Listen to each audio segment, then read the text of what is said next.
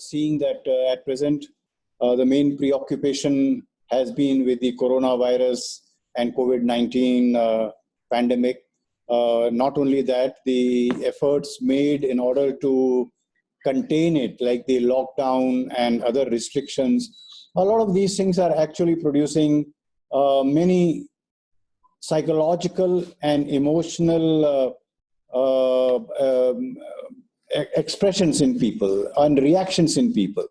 So some people have fear, some have anxiety, some are getting depressed, some are feeling very uncertain. So it's related to a number of things. It's related to whether they have got the infection. It's related to whether they will spread the infection, and then how do they cope with this time with the lockdown. So this workshop, which is an online workshop, we would have very much liked that it should be a live workshop where we could have interacted, much more intimately and talked to each other. But since it is difficult to have an in-person workshop because of the social distancing and physical distancing, and not only that, to have this method, because in a live workshop we would have had only maybe about 30 people, but in this format we can have up to 300. And I'm very happy to say that 1,200 people have registered and shown interest in this. So this program basically is how to provide something like a first aid for people who have any of these psychological or emotional problems related to COVID-19 or the coronavirus infection or the lockdown. This is something which all of you must be experiencing in your own families and friends and workplace. If you're working from home, it must be causing different issues. So there are a couple of things we like to mention beforehand. Firstly, this program will enable you how to provide something like an immediate care if somebody has an emotional problem or a psychological problem related to this. And if there is need, then you refer to a proper mental health professional or any other source of help. The second thing which I would like to say is that this is not a course on counseling. Okay, so you don't become a psychologist or a counselor or a COVID-19 expert by attending this. It helps you deal with an immediate care, provide an immediate care, and then you, if it works, well and good. If it requires further help, you provide further help. Okay, so there are some rules which I think have been already put up about how you should interact. And there is no limit to interaction. There is limit to the program timing. So we will finish at 4. But if you have any queries and questions, there is a chat box where you can put in your queries and questions and comments. And we will see how many of these can be responded to within the program. But even after the program, that's the advantage of an online thing is, even after the program, if some of your queries have not been addressed, then we will address those. Okay. So we also have a training booklet on how to provide immediate care for psychological events and emergencies in the context of COVID-19. And I would bring it to your notice now by releasing it. And this is the booklet. Technical glitch.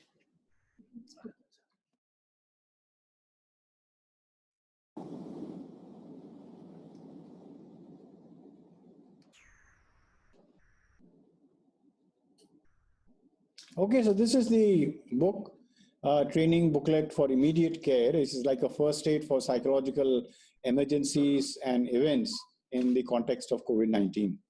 Okay, so with these few words, we'll start the program, and Dr. Lata will be addressing some of the initial issues. Okay, yeah. Thank you, sir. Thank you, sir. So very good afternoon, one and all. I welcome all of you to this e-workshop on immediate care for psychological events and emergencies, specific to COVID-19.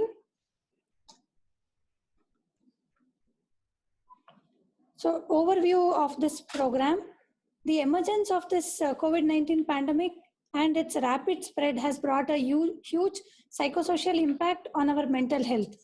And also anxiety among the communities. It is increased because of the unprecedented quarantine measures and also physical distancing, misinformation or fake news adding on to this. Then the immediate care is the only practical assistance which could be offered to all those in such a crisis situation. So in what context this immediate care could be explained? You can just take a simple example of a minor injury or a wound. Like for example, if somebody meets with some cut or something, so immediately we will be aware of what to do in such a circumstance. So same thing in the present situation of a mental health crisis. So why is this immediate care so important? Because there are very important concerns which are mainly increasing the risk of going into crisis, like concerns about protecting oneself, concerns about quarantine, feeling isolated, fear of contracting infections, then frustration, boredom, inadequate availability of supplies, inadequate information, inability to perform our daily activities, and also financial crisis. For some people, they are definitely able to cope very effectively, while it is not the same with everyone. And there are also a lot of stigma which is being associated with this COVID-19 and also misconceptions which are mainly causing the delay in seeking professional help. And keeping all these in mind, the early intervention is the critical point and immediate care is the need of the hour. And who can provide immediate care? So it can be anybody. It can be a relative, a family member, a neighbor, a teacher, a community member, or even the emergency medical teams, mental health professionals, counselors, senior staff, supervisors, police staff, NGOs, or anybody. So who are all going to benefit from such a program or providing such immediate care? So for this COVID-19 situation, it is mainly all those COVID-19 survivors and their family members, children, adolescents, and those who have separated from their caregivers, pregnant and nursing women, elderly people, and people who are having disabilities, any type of disability or with chronic health conditions. Then people who are at risk of discrimination because of some of the stigma which is being associated with this. So all these kinds of people can be benefited from providing an immediate care. So what are all those important stressors which are leading to mental health crisis? What we have done is in our usual workshops, we have categorized the mental health crisis based on the life cycle of an individual. So the life cycle of an individual starts from childhood, adolescence, then young adults, then elderly. So in that same way, we have categorized depending upon the different life stages, what are the important stressors. So specifically among children, the main stressors now is the cancellation or their postponement of their exams, separation from their parents or grandparents, parents staying at hospital because of the COVID duty or isolation, and they're also providing emergency care. So they're also having fear of contracting the infection, and it can be any kind of violence or sexual abuse, then boredom, fear of contracting the virus if they are interacting with anybody, then also missing friends, missing summer camps, missing playing. So all these are some of the important crises among children. Then coming to adolescents, it may be postponement of exams indefinitely, like entrance exams or the cancellation of the exams, then any kind of physical abuse or any kind of domestic violence while being at home, inability to meet their friends, and postponement of study abroad plans, those who had planned to apply for their MS or something, then postponement of vacation travel plans, So these are all some of the important stressors among adolescents. Then next, coming to adulthood, it is mainly with respect to loss of job, because lot of um, industries and financial crisis. So many of them are in the verge of losing their job and loss of status or losing their loved ones, financial crisis, and difference in the work structure. Like many of us are forced to work from home because of the present situation, and the present working schedule has also been changed. Inability to perform their daily activities and denial of housing because of some kind of stigma, or because they are working in a hospital, or they are residents, something like that, and domestic violence and abuse. So among adults itself, again, those people or professionals who are at a higher risk, like such the frontline workers, such as the health professionals, doctors, nurses, then the all those other frontline workers, including police personnel, sanitary workers. So all those people who are at a higher risk of exposure, and they're also having a lot of moral dilemmas, and they're also have to be under stress because of working extra hours and increased workload, and also they are forced for separation or isolation and quarantine. So then again, some other group is the pregnant and the feeding mothers. So specifically during pregnancy, they need to visit the doctors frequently and also take care of themselves, like having nutritious food and to have a stress-free life. But because of this crisis, they're also having a lot of fear whether the baby might contract the illness, or because the mother might get infected, and concerns about whether they'll be able to reach the hospital in time, about immunization for their children. So all those are various stressors which are leading into mental health crisis. Then among persons who are suspected or recovered from COVID-19, because a lot of people, they're being posted on WhatsApp, including their names, details are being revealed, identity is revealed, then stickers are being put out in their near their houses, and also a lot of media is going and reporting.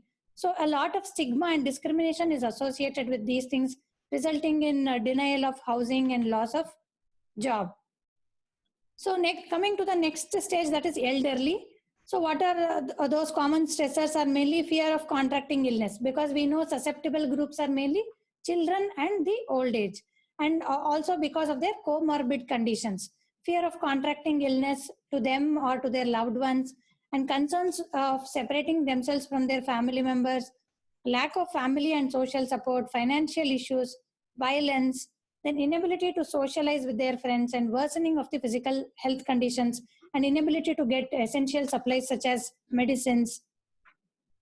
So this is about the various kinds of stressors among various life cycle stages, and also depending upon the different professional groups and at-risk people. So the next topic will be about the important myths and facts which are related to COVID-19. So here we have taken the format of ABC, that is A is antecedent, B is behavior, and C is consequence.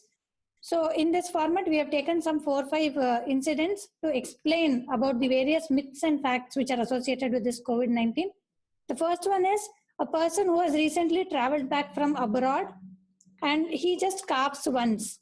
And the immediate consequence can be people in the community or in the immediate neighborhood can stop talking to him. So what is the actual scenario here?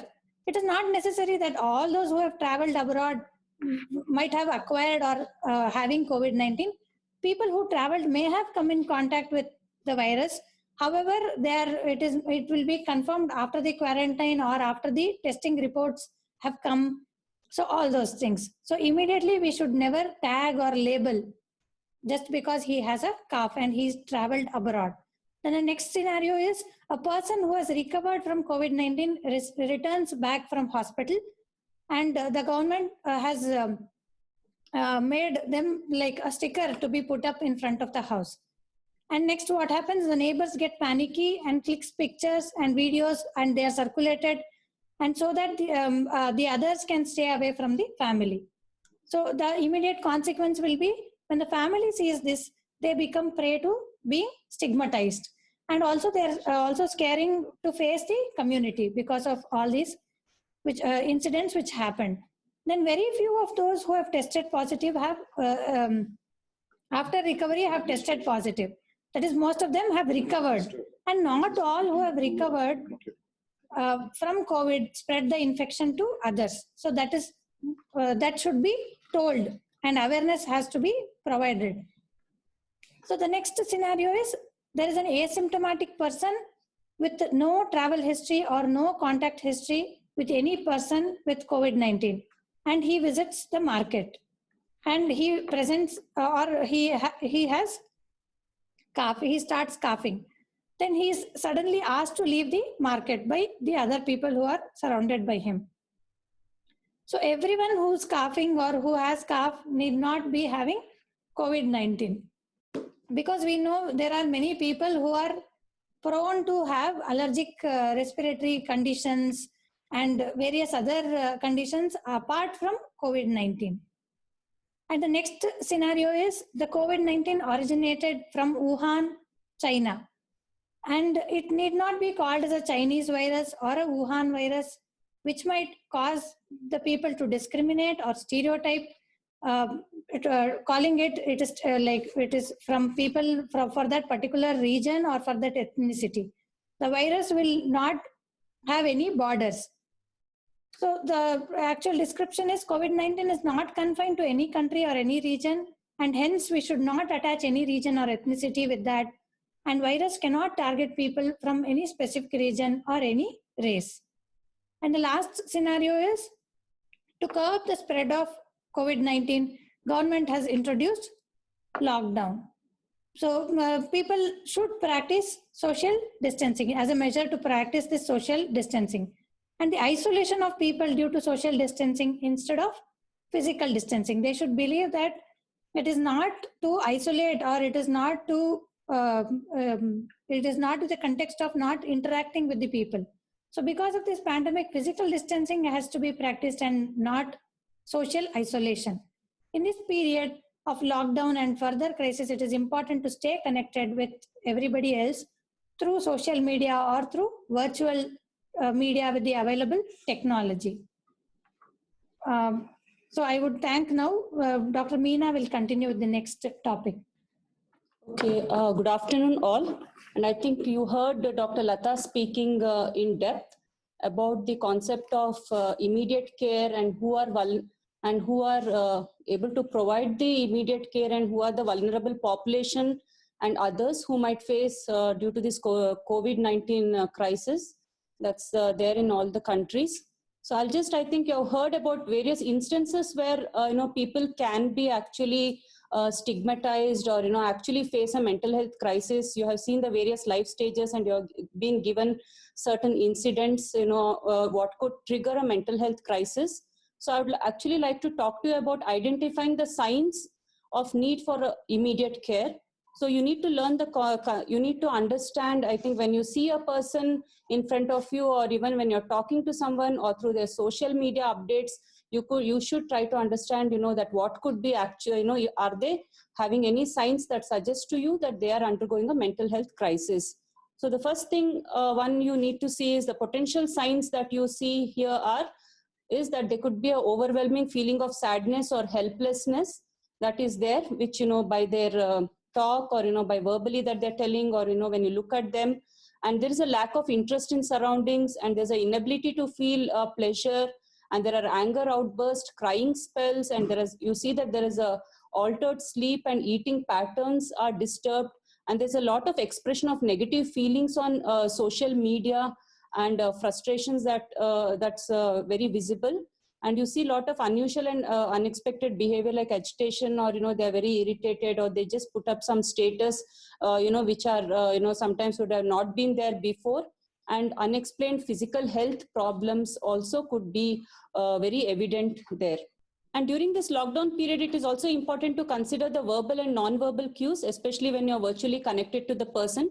So the verbal cues that, you might not always see a person, during this crisis, especially if you see, since you're all socially isolating yourself and, you're inside your homes. So with many of, you might be connecting to many through various social media platforms or through telephone. So you need to understand, how are you going to pick the warning signs to suggest to you that a person is having a mental health crisis. So the way they speak is very important. So you would have been seeing that someone suddenly has, because of some crisis, there is the tone and tempo of what they're speaking is quite changed.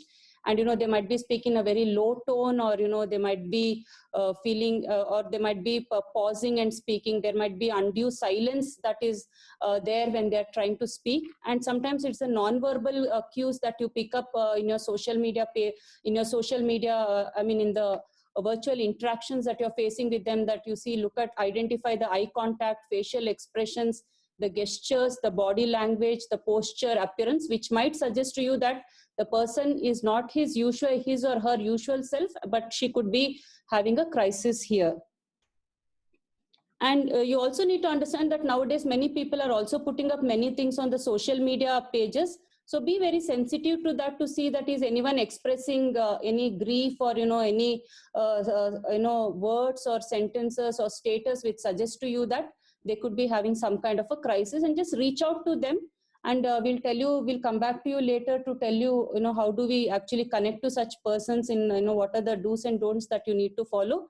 But before that, we just have a small video demonstration that we would like you all to watch, which just tells, about, what you can follow when you're approaching a person.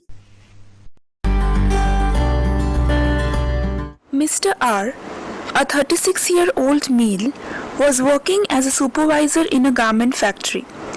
Due to COVID-19 pandemic lockdown, his factory is undergoing loss and he was fired from his job. He wants to go back to his hometown, but there is no transport to travel. Hello? Hello? Hey bro, how are you? No, it's I lost my job.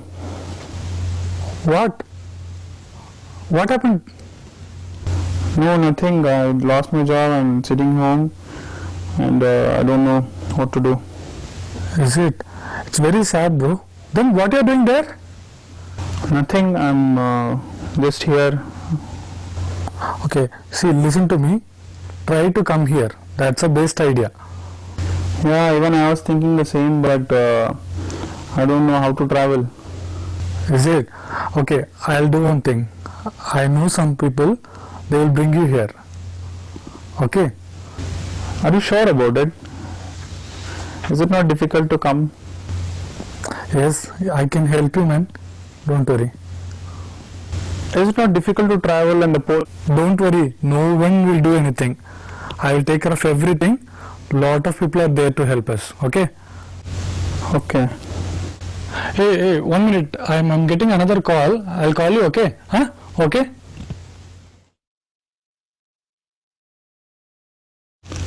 Hello?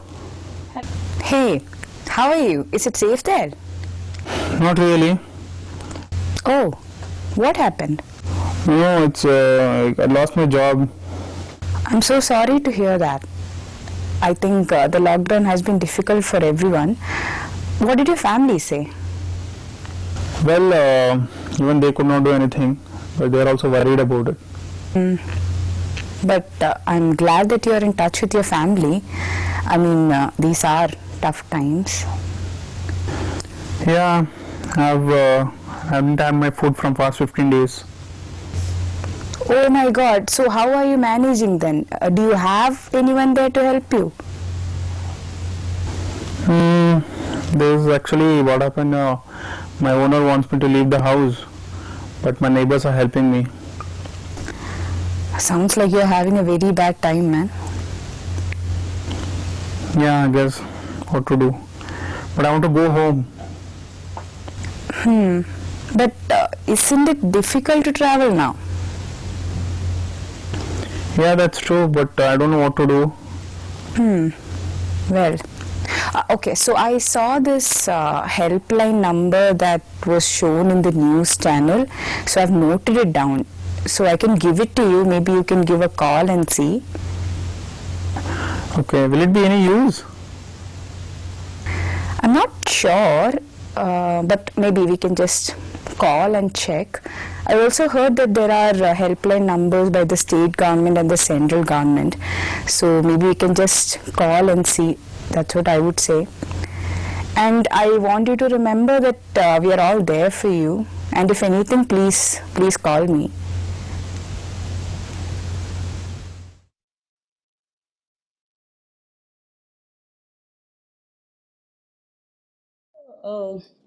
A brief video demonstration here, and any of the questions that are coming to your mind, you can just put it up in the chat box and we will address. We have specific time for that later, which we'll address it on. And now we'll be looking at the approaches of immediate care. So the following 5, what you're seeing on your screen, are the approaches for immediate care. And the first one is, how can we provide immediate care? And first is communicating effectively. So I think it's very important that you approach the person with sympathy and try to establish rapport. So it is here that it could be someone known to you or someone not known to you, but you would like to really help that person. So rapport establishment is very important here. And at the same time, try to be very non-intrusive, that, just look out for signs that the person is also interested to talk to you. But if he's not interested, make sure that you tell the person that you're always there and he could also reach to you at a later stage. If he's not interested to talk to you right now.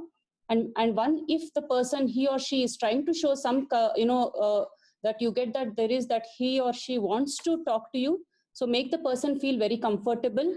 And if the person doesn't, sometimes it could be a neighbor where you could actually go across to their house and talk to them. But if it's a person whom you are, who is not able to come and meet you, or you're not able to meet her, so try some kind of a video calling and see if that works for you. And if and you can express the need that, we could schedule something and I'm here for you, and, I'm here to listen to what you have to say.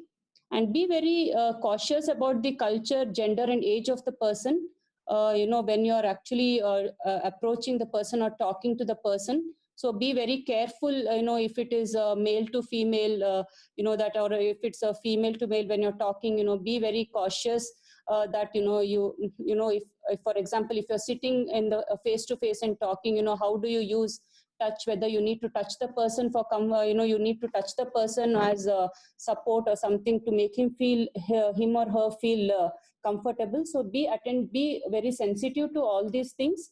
And also be very attentive and listen to the person and allow them to speak, to see what is the crisis that they are facing. And like you saw in the role play, avoid frequent interruptions or rushing them to speak, because you have decided that you want to help out. So I think the time that you give for the person is of paramount importance. And use I statements rather than you, such as, I have noticed this, I feel concerned, I understand that you're facing this kind of a problem. So, and try to rephrase and summarize to make sure that you have understood their concerns, what is it that, they are worried about. And also promote a sense of safety and connectedness. So ensure that the affected person is in a safe place and has the information they need to keep themselves safe. So and also always see that what information you are providing is always from a very authentic source. So for example, if they have some COVID related concerns, is it that something that you got from a recent video or something that's put up in social media that you're trying to tell them? Kindly avoid that. Always look at a certain your state department or the central health department, and look at those resources and try to talk to them. And also reassure them it's a very normal reaction that they're facing, because this is a time where there are a lot of uncertainties around. So there's an uncertainty to job, uncertainty to lockdown. The period is full of uncertainties and their reaction is completely normal. So normalize the situation as much as possible, and suggest the person to, and if he's having some kind of a crisis where he's not able to reach to his family members or others, give them suggestions that how they can connect through various telephone or video messages, text, email, or various social media, and help the person to be very selective about the news. So sometimes what happens is the crisis can actually aggravate if you're going on and watching a lot of news also repeatedly, and you start getting really worried about this one. So sometimes we see that there is a lot of hype on the TV and the way the reporters report the news and all that. So tell them not to keep on going frequently and watching news every hour. Rather, they could designate some time where actually they can watch the news, once in a while, or not, frequently, or, glued to their WhatsApp or social media for anything related to COVID, or, the transport or work or any such things. And helping responsibly. So, and also understand that you need to respect the individual's right to make decision for himself or herself.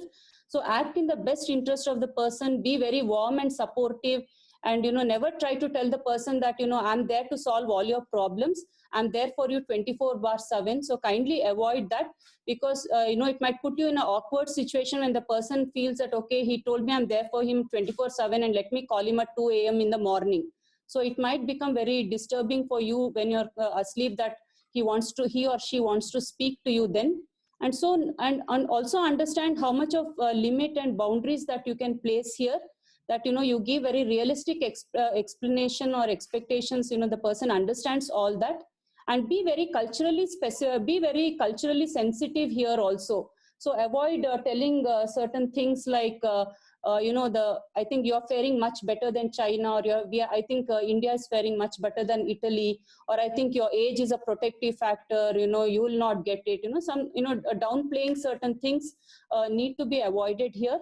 And assist individuals actually to break down the problem into smaller problems, so that it increases a sense of control in them, and they're able to better handle the problem, that the crisis that they're facing.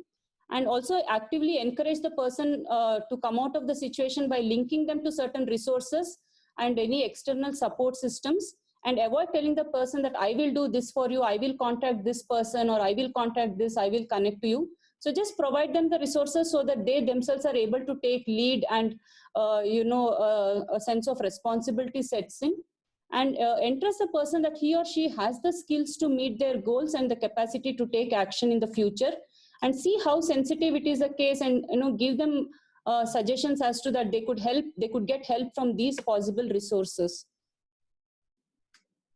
And build up their coping strategies. So focus on the person's strengths to encourage positive coping behaviors, and to help them or her, and so that they could defend this crisis situation, and encourage them to be present in the moment and to engage in meaningful activities, and then to always sit in front of the TV and increase their anxiety.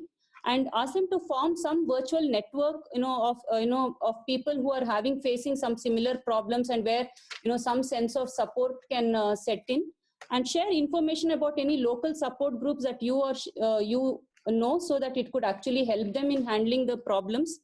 And also give them some specific time, help them in making some kind of an activity scheduling, where they do give some time for some relaxation techniques or deep breathing, or maybe any other exercises that the person wants. And also ask them to to minimize this anxiety and the feeling of sadness. Ask them to look into some alternate hobbies that they would like to take in that time, such as reading book, or penning down their emotions, maintaining a feelings diary or something like that, which would actually understand how they're progressing over the days, so that this will actually help them in the long run to see that how they have come in terms of handling their crisis also. And encourage seeking professional help. So if you feel that, okay, it is like 2 days have passed, 3 days have passed, and you feel that the person continues to be anxious and continues to exhibit feelings of sadness, or he continues to have some kind of irritability around the issue, or feelings of hopelessness and all, you probe gently if the person would like to seek professional help once you're sure that the person is experiencing a mental health issue here. And let the person know that the help is available. There are a lot of people who have come out now who are actually, on telephonic counseling, or on, through various apps also. There are a lot of people, and, a lot of organizations have started specific helplines for mental health concerns, and also give them some leads where actually they could find these resources.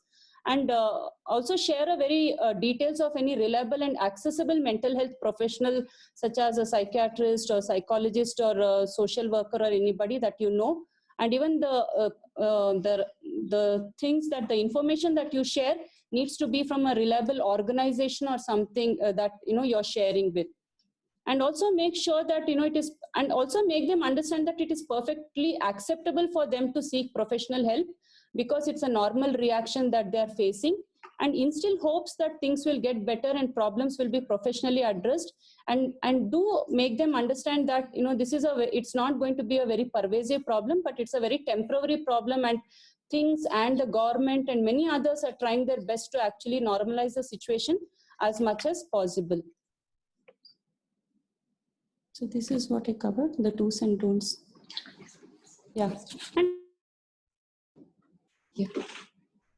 And some of the do's and don'ts that I want you to keep in mind when you are ready to work towards helping a person having a crisis is, remember that each individual is unique and has his own unique responses for crisis. So avoid generalizing the situation, telling that some other person coped better with this crisis. So and keep in mind to respect the norms, the culture, the tradition of the respective community when you're talking that, this particular community, has always handled crisis like this. So we should avoid that and treat the person with respect and dignity, and let the person know you're concerned about them and you're willing to help them, and allow the person to decide when to open up about his or her concerns. So don't try to be too pushy here, or you want to seek information, and keep things very confidential. So the moment the person, your neighbor or someone has come to you and has spoken to you about the crisis, keep it very confidential and avoid discussing. You might want to do it in the best interest of mind, because you might feel sometimes that you're stuck when it comes to handling the person's problems. But in spite of that, do try to avoid talking to another neighbor about your neighbor's concerns. And be a very active listener and observe the verbal and non-verbal cues in the communication that is presented. And the don'ts are, always be aware about your boundaries and limits. Don't give undue this one that you're there for them all the time, and encourage the person to come up with his or her own solutions, and be very sure, have a plan that, where are you going to provide them the authentic information. And remember that only a mental health professional can diagnose a mental health disorder. And, if that is the case in the future, that can be suggested at a later stage.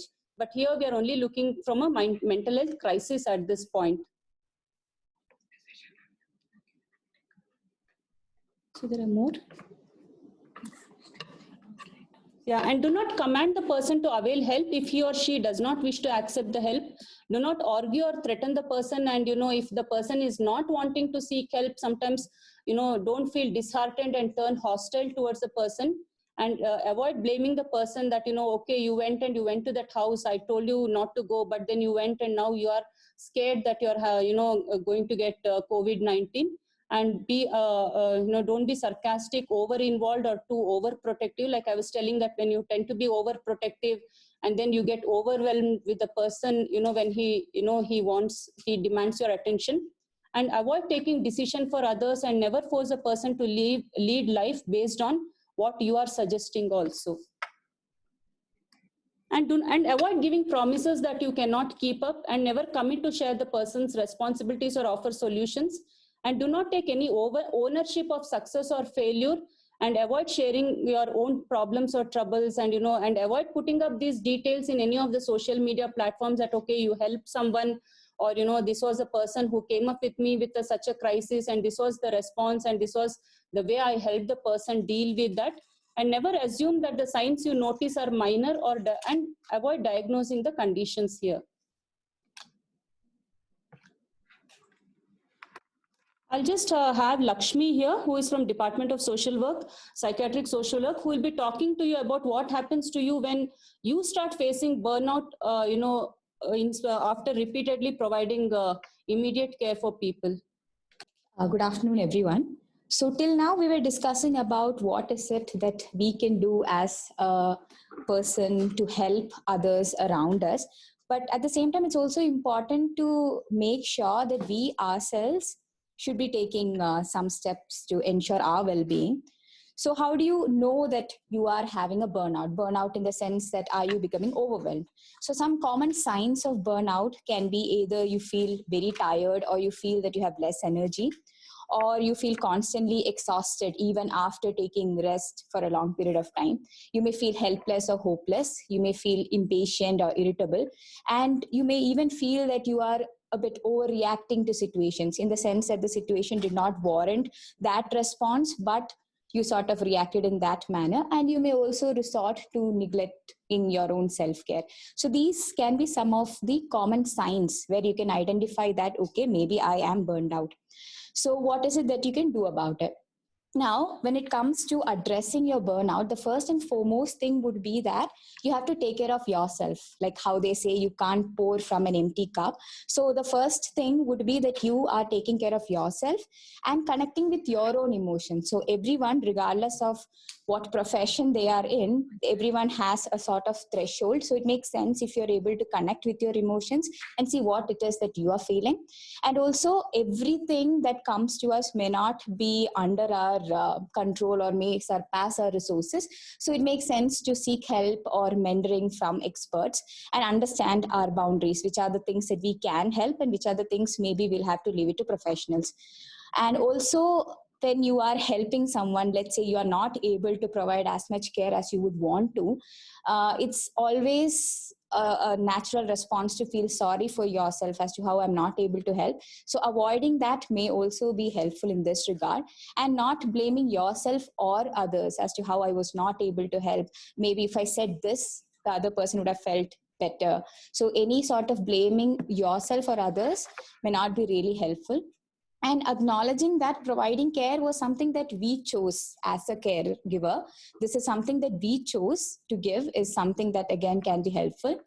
And emphasizing, like how you saw in the video earlier, emphasizing on things that are out of your control can also be avoided, so that you don't take up more than you can actually handle. And it's basically like a first aid that we are talking about. So even the small successful efforts can actually be celebrated, so that it makes you also feel good. And now with us, we have Dr. Aruna, who is an associate professor from the Department of Clinical Psychology here with us. So if you have any, and Dr. Anish, assistant professor from Department of Psychiatric Social Work, and the rest of us also are here, but primarily these two will be answering your questions. So if you have anything, you can start chatting, and send us those questions, and we'll take up one after one. And Dr. Aruna will be responding to that. What we will do is that depending on what exactly the question is, because our areas of expertise are different, we will accordingly request the appropriate faculty here to respond, or any of you all who are actually helpline volunteers, some of you all are here, then maybe you all could also pitch in. Yeah. So we will just go on to the first question. Yeah, okay. The first question was asked by Ms. Soumya Srinivas, and she wanted to know that how to approach children who are of 5 to 10 years of age without scaring them about the whole incident of COVID-19 that is happening right now. So certainly with children, it is going to be difficult because of explaining to them the gravity of what's happening and the amount that it has affected our lives. So one of the key things is that you will need to explain it to children as if it is in very simple language and very short statements, that it is something like a flu. So try not to give them too much about the data as to the deaths or the magnanimity. So it's just that explain in simple terms, it is a flu, and that because it is a flu and it is spreading, we need to take care of ourselves, and the importance of just hand hygiene and wearing a mask and social distancing. So, the issue here is one is explaining the children. The other is that the impact it has on their day-to-day life, because I think Dr. Meen has and Dr. Lata have already pointed out as to schools stopping and them actually being confined to homes. So it will be very important that the routine is made for them and they are able to have some activity at least for short durations of time. So unlike us who can actually have an attention span for a longer period of time, children will have shorter attention span. So you all will need to have shorter activity periods. And I think what's also important is that things like hand hygiene, especially since the mention is to have at least 20 seconds of washing hands. So it may be important that children accompany that with something that they like singing a rhyme or singing a birthday song. So that doesn't seem too tedious a job to actually wash hands for a longer period of time, especially when required. So I think this is what is important, that regularizing the routine, explaining it to them in simple terms, and just making sure that for whatever they're doing well, try to just give them positive feedback. So depending on who the child is, what they really like, try to give as much as possible a positive verbal feedback, and if required, other ways of rewards, but at least verbal feedback would be useful. We'll go on to the next question. Yeah, the next question is by Guru Pramapana, and he wants to know that how do you convince a person that you need to be productive during this time? Okay.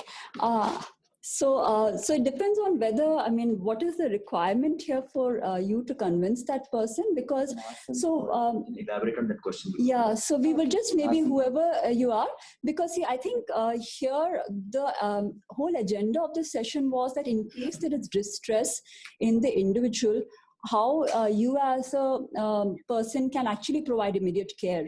So here it is that you are concerned that the person is not doing enough and actually are being proactive about it. So if you can actually give a circumstance and what makes you to be the proactive person, that might be useful.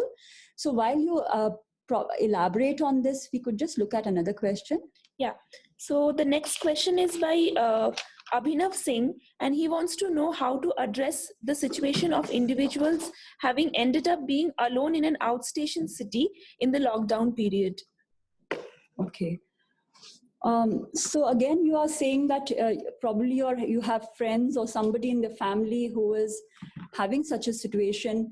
So I think it's not just about being elsewhere, but I think for anybody, anywhere, it definitely the problem. But yeah, if they do not have the appropriate support, and depending on, I'm not sure whether they're talking about they are stuck up in our country itself or stuck up abroad, it really differs.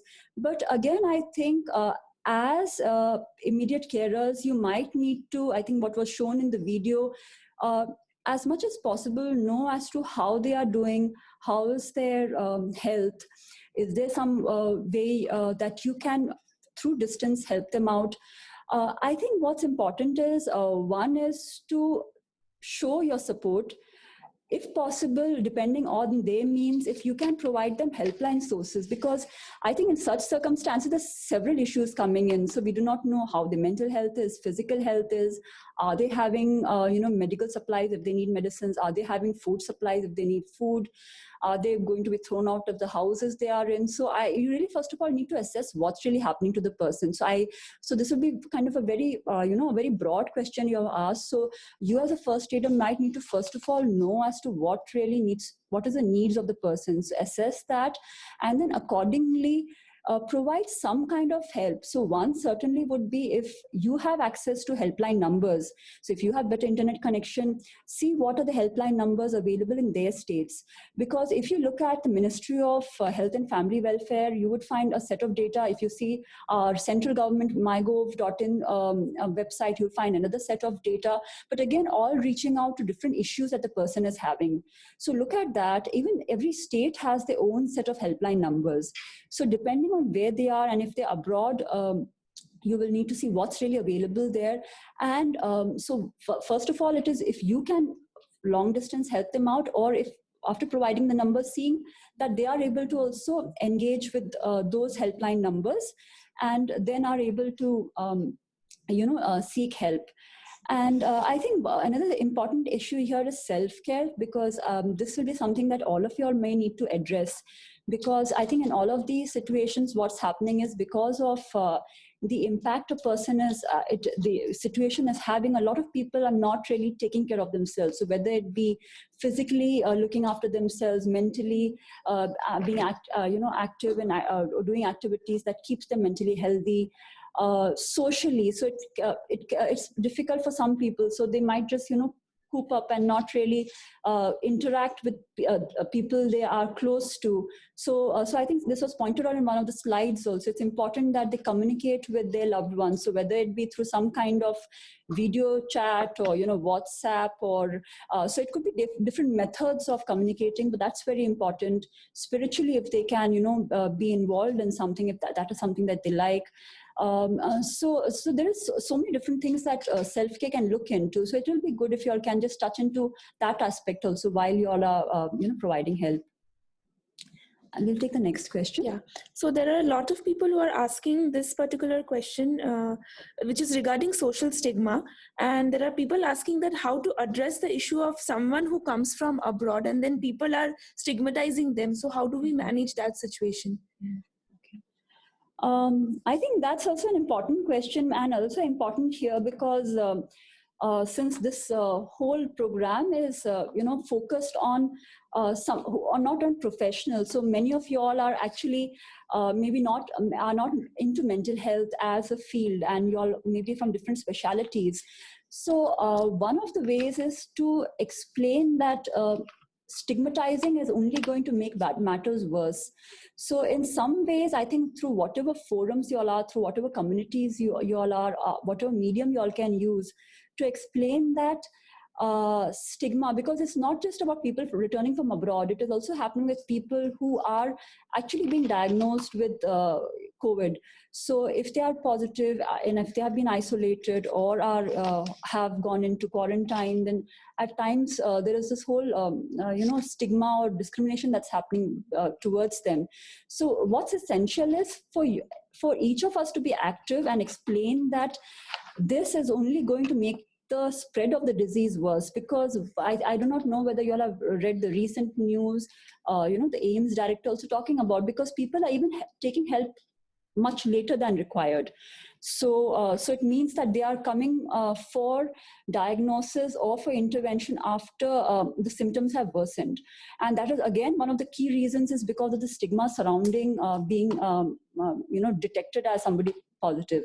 So I think it's very important, and it's really something that each of us as individuals in our own communities needs to address, because the government is doing what it can, but then it is something that needs to change across board across the country.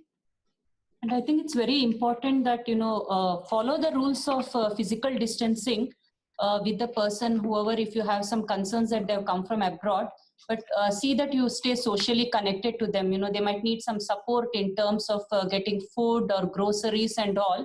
So see that, that you're able to reach out to those people instead of stigmatizing them and all.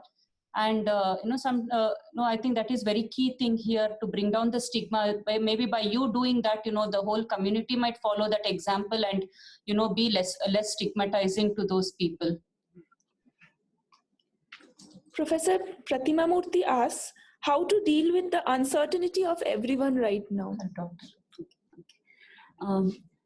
So again, uncertainty here, I think it depends on what it is really causing. So we may not really have an example, like a response to it, because the fact is that we just have to accept it is uncertain times, So the fact is that we just have to, the acceptance is the key here.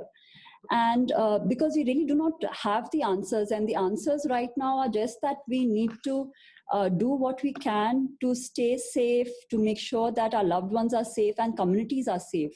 So everything with regard to masks and social distancing, all of that is involved. So reaction to uncertainty, I think, would be to, first of all, probably to accept and to see methods to cope, and possibly to take it as a challenge and see another opportunity for each one of us to live through all of this in the best manner possible and, change ourselves in the best manner possible. So each one will take it very differently. And I think that's what, each one is coping with this very differently. And I think that's really important, that, acceptance. Tanve Joshi asks, how to help teenagers reduce screen time during this time? Okay. So again, here I think anybody else would like to join in here? Okay. So again, screen time also, it is something that because everybody is free, and I think many of the classes also now going into online, it is becoming a problem. But one of, I suppose, the best ways is to have a routine, because and to have screen time as a dedicated time within the routine, because it may be tough, just to have otherwise tell that if they do not have anything else to be done, it becomes very difficult for them to actually be weaned away from it. So I think as teenagers or anybody, because the screen time issue will not just be with teenagers, it will be with, I think, even adults with any age group. So it will be making sure that our days have so many different objectives. So how to make sure to focus on different objectives. So the fact will be, again, when I talked about self-care here, ensure that there will be time for physical exercise. There will be time to actually talk to other people through phones or through, probably not through video then here, or just telephonically, or at least be involved in some kind of reading, because books will be there. They would have the books there. So that will be important. And again, I think it's important for them, but again, give them a rationale for it, because your concern here would be the impact on the physical health of excess screen time. So what is the rationale for it? So here you have to give it, explain them that whether eyesight will be a problem, or they're not looking after the day-to-day activities because of excess screen time. They're not looking after the hygiene because of excess screen time. So things like that something else is getting affected because of excess screen time. That rationale needs to be given, and then a routine needs to be focused on. Dr. Nesmita Das asks, ethical considerations to be followed by crisis workers. So if you can elaborate on that. Okay.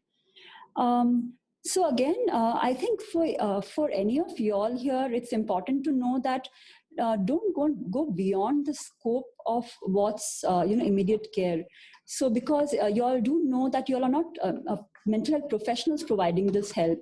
So the idea is to provide immediate support and then refer them as required. So that's one.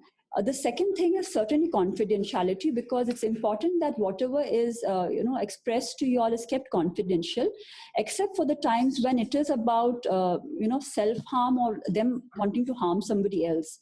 So if any such information is given to you all, then you all will certainly need to inform somebody.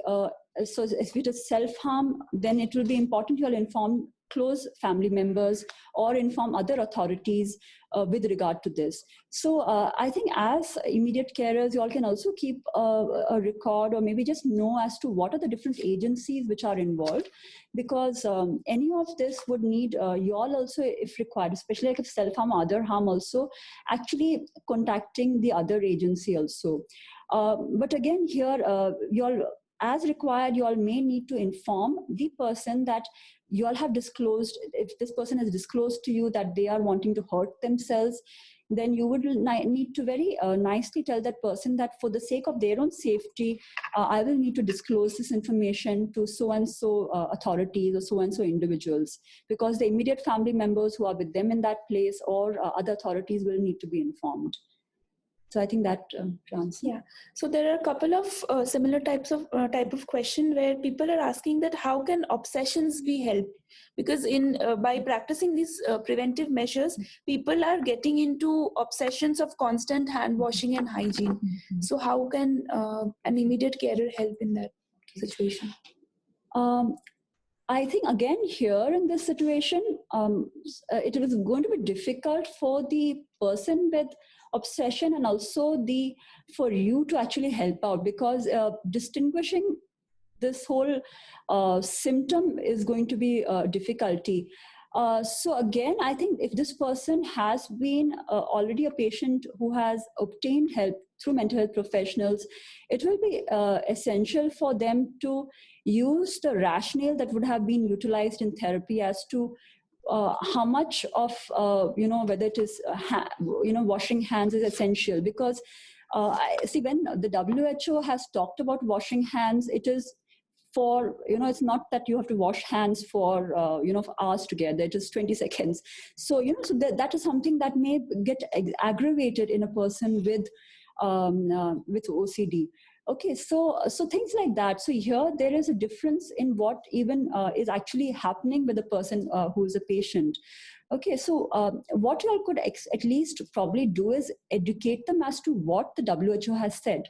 Okay, and one of the reasons that they have said also the same is because of the fact that we don't need to touch, our eyes, nose, or mouth. So one of the reasons, one of the key reasons for this hand washing also is that. So, I think give them the rationale, but it is definitely, we will see an aggravation of OCD symptoms. So it would be preferable that you all also ask them to seek mental health professional help, because there are the NIMHANS helpline number that was given at the end of the, the video that you all saw, that is also in the Ministry of Health and Family Welfare site. So that is again being manned by mental health professionals.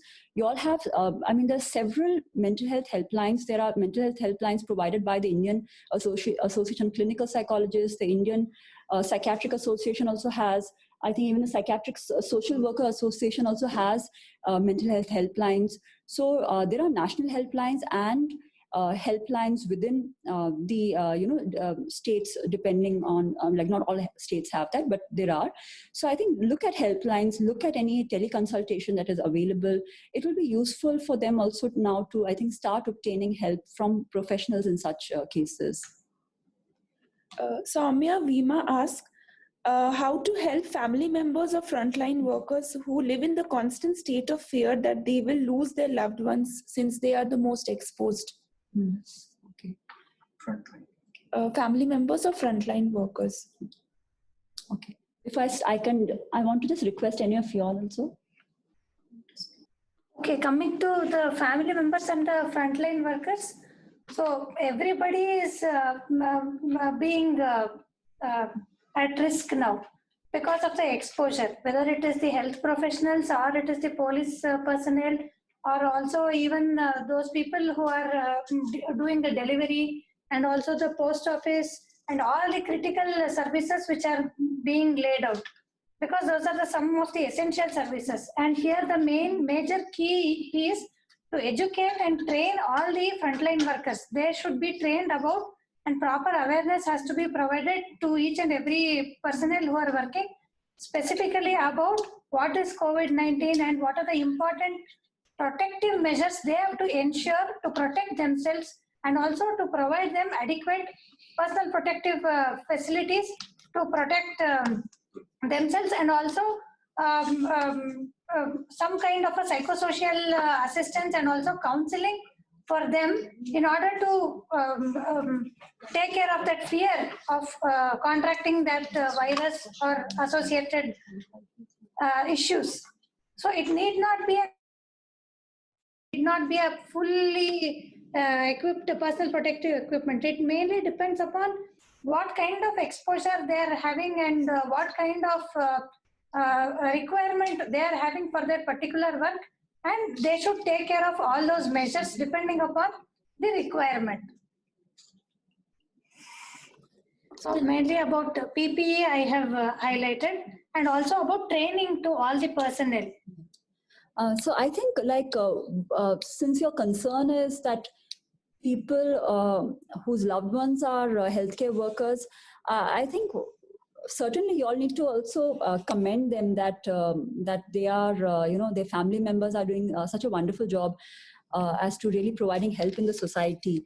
And I think as immediate carers also being supportive towards them, because certainly I think one of the questions that you all have asked earlier with regard to stigma might actually spread to their family members.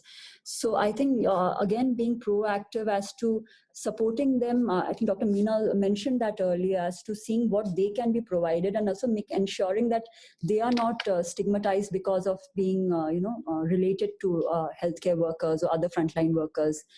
And I think it's certainly there'll be always a fear related to death, but the important thing here is, I mean, nobody can predict. So I think the question that came in again, it will be all very uncertain. It's not certain that just because they are healthcare workers, they are going to die, because of the excess exposure. So it's just that I think keeping away from such negative thinking, so it, is something really important. So I think, therefore, again, here, one of the reasons we talk about looking after ourselves, so whether the person is eating healthy, is not going into too much of negative brooding, because all of this again will affect the immunity. So I think all in all, that is one of the reasons you all will need to see this in a manner where you are looking, taking care of, making sure that they take care of themselves, they're not stigmatized, and also are commended for being part of a supportive system. And I also like to add that there are already some guidelines that have been established by the state government and the Government of India Health Ministry, which are being followed by the frontline workers. That's already there, and all that as a family member or as a person who is no way connected to them, one thing that you can do is, show act of compassion and, support for these people, just even, for example, sending a message to the person who is working, a SMS or a WhatsApp message telling that you're doing fine and I'm very proud of you, like what Dr. Aruna ma'am told. What she suggests is it can actually make the person feel good, and, it can actually invariably improve their immunity. So I think, stigmatizing them, or talking hurtful or something like that can actually build up their anxiety, and, which can actually put them at risk for, other comorbid conditions here. So we move on to the next question, where Kiran Rathore asks that how to deal with the distress of salary cut and unemployment that is happening right now. See, I think this is something, which, like we already told, is it's quite uncertain here now. Actually, there are some measures that the government has to take it up, and, that has been, which is inevitable. The government had to take that measure to actually stop the escalation of the COVID-19 cases, whether, and it's happening everywhere. And, and this is, and we need to be somewhere, quite this one that, this is a temporary thing. It's going to be there for 1 or 2 months, and, it's not going to stretch for a long time also. So we need to take solace in that. Also that, this is what is the situation, and this, the thing that the steps that the government has taken was needed is what we need to understand. And, if left like that, it could have aggravated further. And, at the end of the day, somewhere, at least we are quite doing well. We are safe. I think that is a mindset that one can approach. Careers can be built, the jobs can be got. But at the end of the day, if I as a person am safe, my family is safe, and, my mental health is, I'm able to manage my mental health, my emotions very well, that itself is actually going to be a protective factor for me, in the future course of life. That is, I think, somewhere we need to, rebuild our, our thinking on those frameworks. So I think just adding to what Dr. Meena has said, so certainly, because this won't really be in our control again, whether there would be people either who would lose their jobs or, have salary cuts. So that's something which really, it may not be in the control of the employers also, because of the impact that it's having across the board. So the government, of course, is intervening, but I think what really can be done is do what is in your control. And one of the best things here is certainly having an attitude that is still something which is hopeful, which is proactive, which in the given circumstances, if it can be looked as to, okay, now if, so what your proactive will mean that with lesser salary, how do we still manage our lives? So what are essentials in life? What are inessentials in life? What can be changed. So, so the amount of money that would have been used in certain expenses can be removed. So and just focus on essential expenses itself. So there are different such measures that can be proactively taken by the person so as to ensure that they're living within the means now, because means are going to be smaller. And also in case there is a job loss, then whether one needs to look at new jobs, new openings, look at new skill acquisitions. So at this time, I think looking into online courses or other things that could actually help in skill building, that would be useful. So whether this is also an opportunity to plan a change of course in career, that also could be taken as an opportunity. So it's basically about seeing what is in your control and how could you live in the best in the present circumstances. Yeah, so the next question comes from Mr. Bagre, who asks that how to ensure safety of a person undergoing domestic violence in the time of lockdown. Okay. So again, here I think I'm wondering. I think most of you all are from the country itself.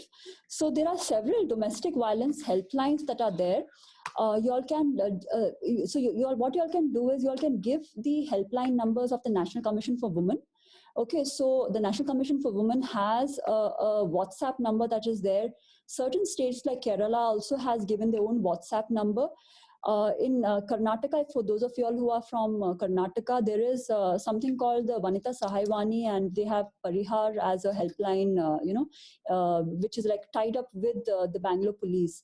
So what's important is for you all to, actually get them connected with these helpline numbers. In terms of your own cells, you all need to first of all see what the lady or whoever is the family member who is getting hurt. So whether it is a child, whoever is getting hurt, first of all see for what you all can do for their protection. And because sometimes we do not know in what circumstances they are calling you up, or you all are getting to know all of this. So just ensure that that they are trying to handle it in the best possible manner, and before anything becomes worse, see if you all can give them these numbers to actually communicate, because what many times happens is they contact and they see what can be done to address this issue. So whoever is the person who is the perpetrator. But again, it needs to be with the consent of the person who is also, the victim. So you all will need to put it in a manner that is, that they are ready to access that help also. Yeah, adding on to what Dr. Aruna says is, when a person who talks to you about, violence in the family, some of the things that you can keep in mind to suggest her is, there is no point in arguing with the person who is actually wanting to get into a fight with you or wanting to abuse you. So as much as possible, minimize the arguments which can aggravate to a physical violence here. And also see that, you could also tell the person that, that they need to keep an eye on any of the sharp objects that are there at house and keep it out of reach of the perpetrator who is who might use them, to assault her. And it's also important to keep the family informed, of any other family that, this is what is happening to me, and, I might, and, maybe they could possibly use some kind of a code word or something which can actually make the family understand that, my daughter or, my father or my, my nephew is undergoing violence at house. And also ask them to keep certain key documents very safe, something like Aadhaar card, PAN card, or some cash that they can have, maybe keep it very safely. And also, they could identify some place, where they can keep the mobile phone out of reach of the perpetrator, in case they need to do some emergency call. Or also, maybe the woman can actually teach the children how to use some message, how to send a message, emergency message, or whom to call if the mother is being abused or, she's being assaulted badly. And, these are some of the key things that you could suggest. And also suggest, like what Dr. Aruna is telling, if you could share some helpline numbers. So recently, I think last week we had a case in Bangalore itself where a husband asked for a coffee for the wife, and the wife was cleaning the vessels and she could not give, and he threw a bowl of hot boiling water on her, and then she rushed to the neighbor, and the neighbors were asked to call the police, and she filed a FIR after that, seeking that subsequently he was arrested. But these are some of the things what I told you, some key points that you could keep in mind, when a person tells you that they're being abused also.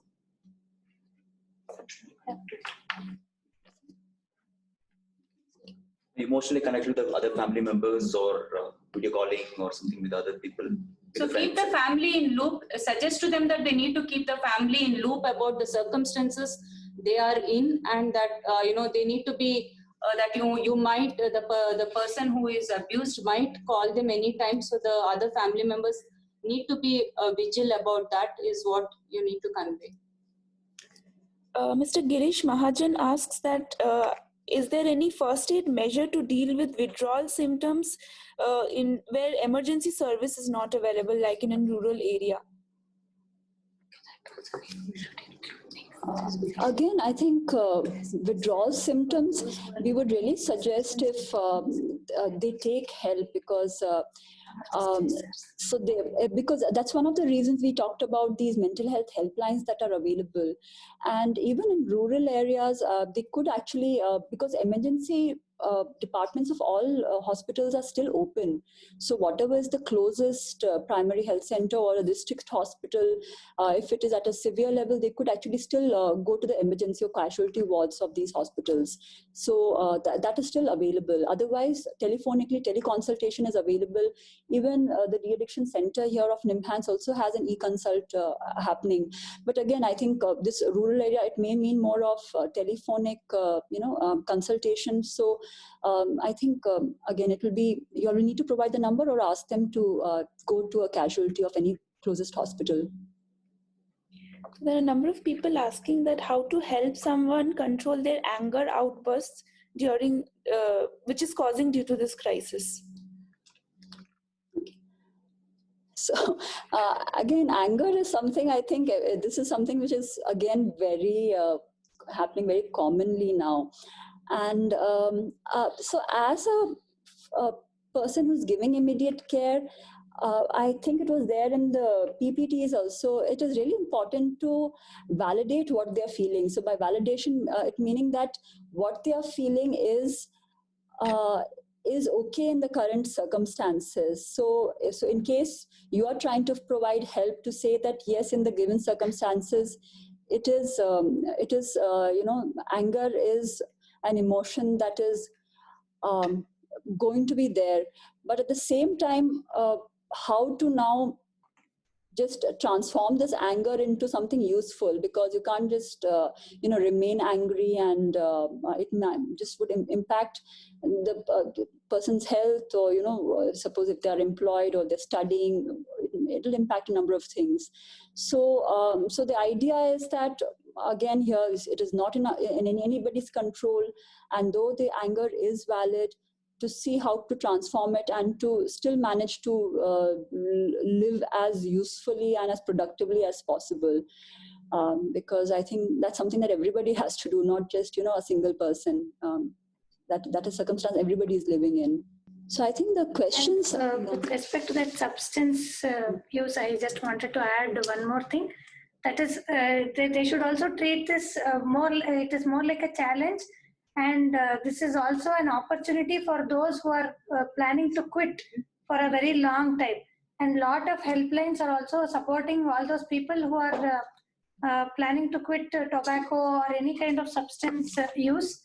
And also it would help them in the longer run. If not, like, for example, in a immediate situation, but over the longer run, it will definitely help. And a lot of health education videos and like the demonstrations and all have reached to various people through various media of how better their health would improve and all those things, and also what simple measures they could take up in order to help them quitting, like for example, to drink sips of water, to avoid, to delay the craving, and also to have proper nutritious food, and also to distract themselves and keep engaged, to have a routine and various other things, and also to stay connected with their family members, and to use this as the best opportunity to help them quit and have a better consequence later. So what we'll do is we come to an end of the question and answer session here. We'll be actually sending you the book that was released to all your email IDs, and which will actually, it's more in detail and very comprehensive, so that you can make, and there's always our department email ID given. So if anyone has any specific queries to that, you could actually write to us. And if you have any questions that are quite important and that has gone unanswered here because of lack of time, please feel free and write to us, and we'll take all your email IDs, and we'll be sending you the booklet that has been released today. We would also request you to give a prompt feedback, as this is the first pilot one, and and also to improve ourselves. We would also appreciate all your suggestions and prompt feedback for the workshop, and also with respect to our slides, video, the presentation, whatever, even the technical aspects, because it'll be a stepping stone for us to improvise. So we're just launching the polling here for all of you, which are on your screens, and you can actually rate us, and you could even email us with regarding to the suggestions that it can be for the next program. Thank you all for coming out in large numbers. So like Dr. Lata told, this was the first time we were going digitally to connect with all of you. And we look forward for more future sessions, and many of them who couldn't come in for this, might be assured that they can log in the next time when these sessions are going to be held. Thank you, one and all.